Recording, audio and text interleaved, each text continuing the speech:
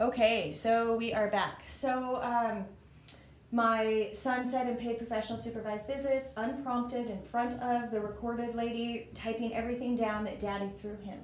And so she reported to CPS that Daddy threw him. Now, mind you, at this point, I already had a restraining order because he had been abusive, and obviously the courts believed me at some point because they gave me a restraining order, and my children were included in the restraining order. So, anyways, he's been abusive. Physically, emotionally, mentally, and verbally. And I have multiple witnesses. It's not a he said, she said at all. So he told us about his knee. I have multiple videos. I'm going to give you a link to my YouTube channel so that you can go on and see all of the massive amounts of videos. And then this will also clue you in. And I have a little 10-minute video kind of giving the back end story leading up to my ex-husband making a false police report. Because my son had a 20-second seizure. 20 seconds. My ex-husband recorded it. We had a text conversation. Now, mind you, he was out of town a lot, so he didn't see the different changing faces of my son's epilepsy. He had anywhere from a blank staring, clicking noise in the back of his throat, all the way down to grand mal. And I have them all video, date, time stamped in Idaho, the whole thing. So he's had grand mal seizures, completely diagnosed now since 2015. Well, my son had a seizure. It was the worst seizure my ex-husband had ever seen. And we had a text conversation. He's like, oh my gosh, he just had the worst seizure I've ever seen. I'm like, oh, is he okay? Hold him. Because I have a medical records and I've been advised that anything less than 3 to 5 minutes is just a seizure and there's no need to call 911. There's nothing they can do. You just need to keep them safe. Make sure they don't hit their head. Make sure they, keep them safe. So we have a text conversation. I lived in Colfax at the time. Phone doesn't work. So we have a text conversation. Colvin just had the worst seizure. Oh my gosh, hold him.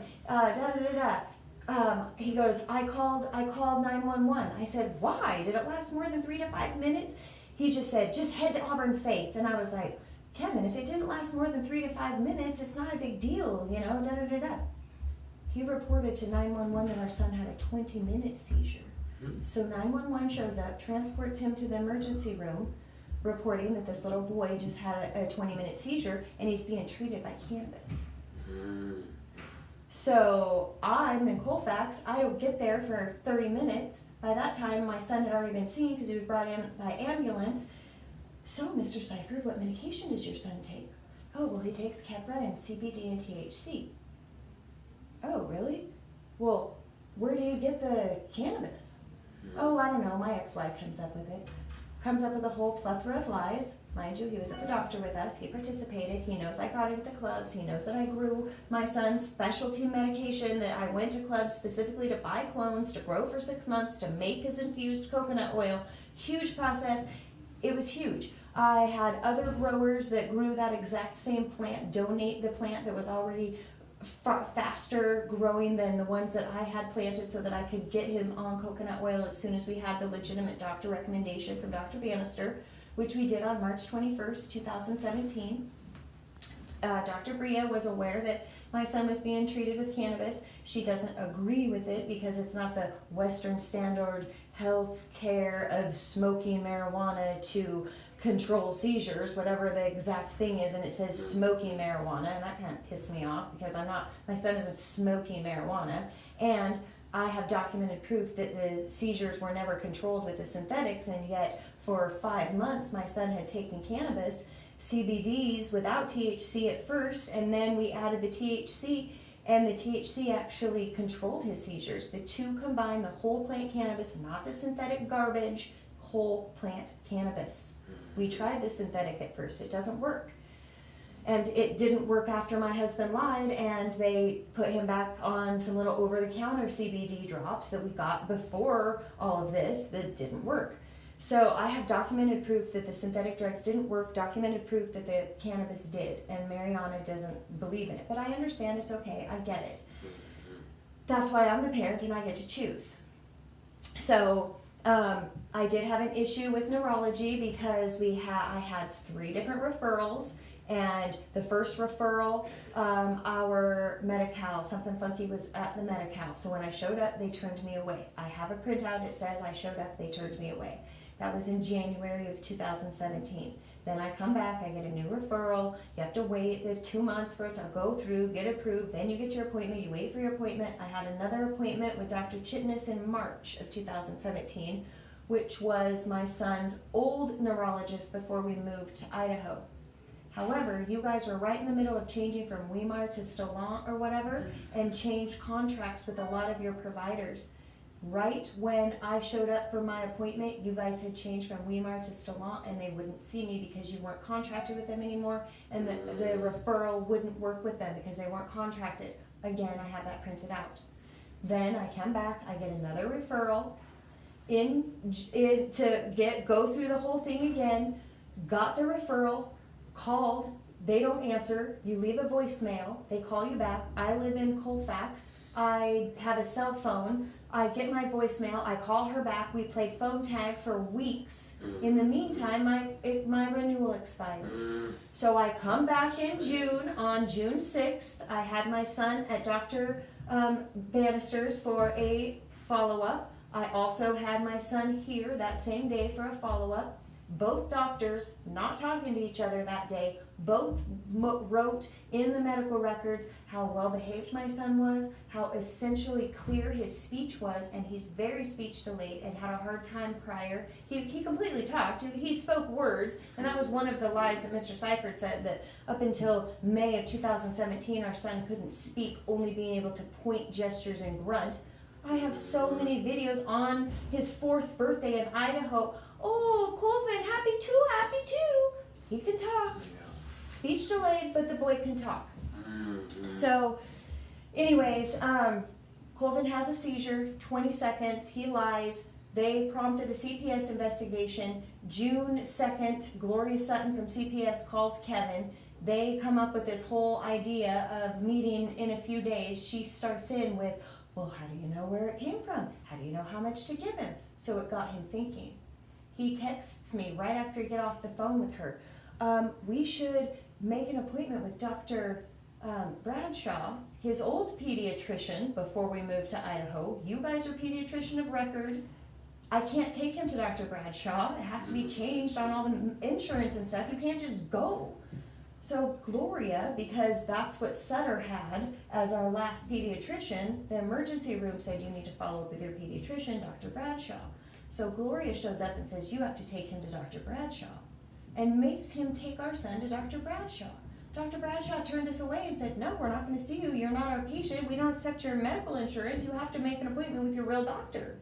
Our insurance creates many messes. And I have to work through a lot of these every day. I'll tell you, working on the phone with insurance saps one's will to live. You know, you work on the phone for an hour with insurance, and it makes you wish that you could change professions. Well, you know, I'm an insurance agent by trade. Oh, you are? You work with insurance? I don't do medical insurance. I do auto, home, life, general liability, medical malpractice, all of the other things, but not specifically medical and life and health. Oh, hold on a quick. Let me pause this. Sure, well, it doesn't matter. It's okay. This is Robert. Hey, you're doing pretty good. Listen, in fact, let me call you back. I'm in a meeting right now. I know that I need to contact you shortly. I can probably call you back in 5-10 minutes. Okay, yep. Okay, thanks, bye. Sorry about that. So anyways, Gloria Sutton and him came up with a little plan. He texted to me what the plan was. They met on June 6th while I'm here and with Dr. Bannister, getting amazing reviews from his doctors, waiting for my new referral to come in. That was one of my things I was here on June 6th to do, is get another referral, because in the meantime that one had expired. It's all documented. Well, Kevin lied and said we don't have a neurologist, which we didn't, but there was a reason why, and it's legitimate and documented. It's not because I'm a bad parent and I was, willfully neglecting my son, and yet CPS charged me with willful neglect because I didn't have a neurologist on board, even though I had documented proof that I had tried, I had been turned away, You got charged. They didn't criminally charge me, but I have on a CPS investigation that I have willful neglect, and so does my ex-husband, because Gloria Sutton says that all of our doctors have to communicate And I made a horrible mistake by not having all of my son's doctors communicate and be on board. And that, oh honey, if you read the things that this woman said and the way she overstepped her boundary and how she used my son as a tool to further her agenda because she is flat out against cannabis, and it is completely obvious in the way she wrote the reports, the way she took Mr. Sipherd's side, the way she took 4 different statements for the same exact injury.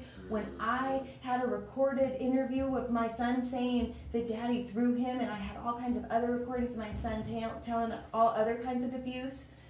Anyways, it's just out of control. But he lied. Gloria came in. He said, I don't know where my ex-wife gets that medicine. I don't know how much. Well, I don't know. Well, yeah, we do have a Dr. Bannister. Yeah, da-da-da-da. Then he goes to Dr. Bannister, says, Dr. Bannister, I hate to tell you, but Shawna has been poisoning Colvin with residual butane left over in her coconut oil. Yes, the sheriff and CPS is involved. They've had to step in, and, you know, she's being investigated, and, yeah, we have big problems. He lied. He marched his over to Placer County Sheriff on June 8th and said, we went to Dr. Bannister together, we have a recommendation, he told us everything, what are the best for our son's disorder, yada yada yada, hooked us up with local people, helped us get medicine through local people, told them all of that. Then on page 2 says, I am working at my boyfriend's marijuana grow, we manufacture oils on his property. He just like said these buzzwords, and I guess I can I'm sorry. This is Robert.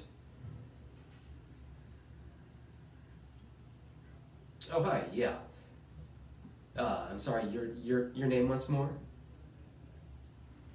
I'll start again. I'm sorry.